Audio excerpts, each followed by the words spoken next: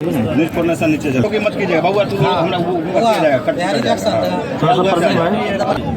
आज मुजफ्फरपुर में भूमिहार ब्राह्मण सामाजिक फ्रंट का एक अहम बैठक संपन्न हुआ है। इस बैठक में राज्य के 38 जिले से हमारे प्रतिनिधि शिरकत किए थे। बैठक में ये चिंता जाहिर की गई है कि हमारे समाज का इस संसदीय चुनाव में काफ़ी उपेक्षा हुआ है।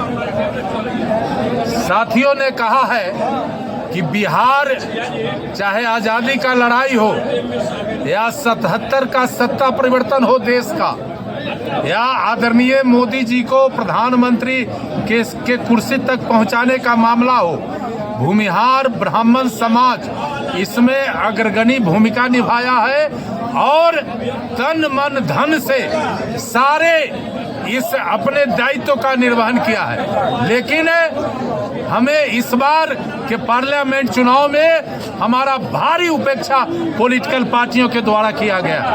हमारा मोतिहारी सीट था, परंपरागत सीट, हमारा महाराजगंज सीट था, हमारा वैशाली सीट था, हमारा मुजफ्फरपुर सीट था, हमारा सीतामढ़ी सीट था,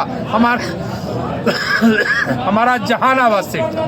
इन सारे सीटों पर हमारी उम्मीदवारी समाप्त हो गई। इस मामले को लेकर समाज में काफी आक्रोश है। समाज के लोग काफी चिंतित हैं, उदास हो गए हैं। इसलिए हम आपके माध्यम से भारतीय जनता पार्टी के शीर्ष नेताओं के से आग्रह करना चाहते हैं कि आप इन जो परंपरागत सीट हमारे समाज का था, इस पर अपना उम्मीदवार दीजिए, समाज का उम्मीदवार दीजिए।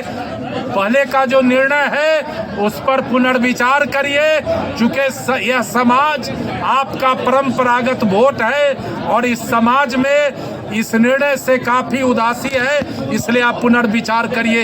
ये आज इस बैठक में निर्णय हुआ है।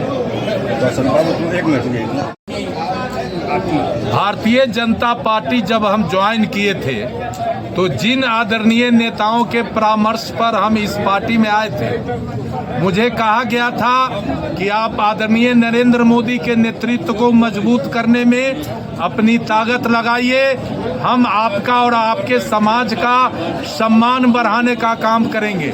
लेकिन आज जब ये जिस दिन सीट शेयरिंग का निर्णय हुआ, मैं उसी दिन कहा था कि जिस तरीके से जो हमारा परंपरागत सीट था वो अधिकतर सीट दूसरे गठबंधन को चला गया और भारतीय जनता पार्टी के नेतृत्व ने हमसे बात करके हमारे समाज को सम्मान देने का बात कहा था।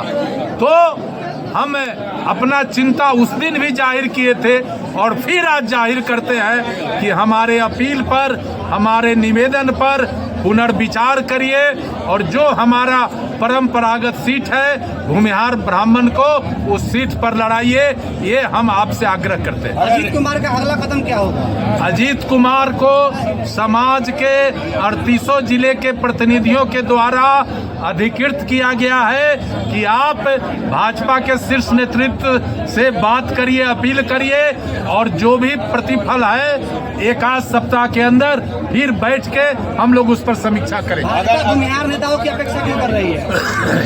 ये सवाल का जवाब हमारे नेतृत्व से आप लीजिए।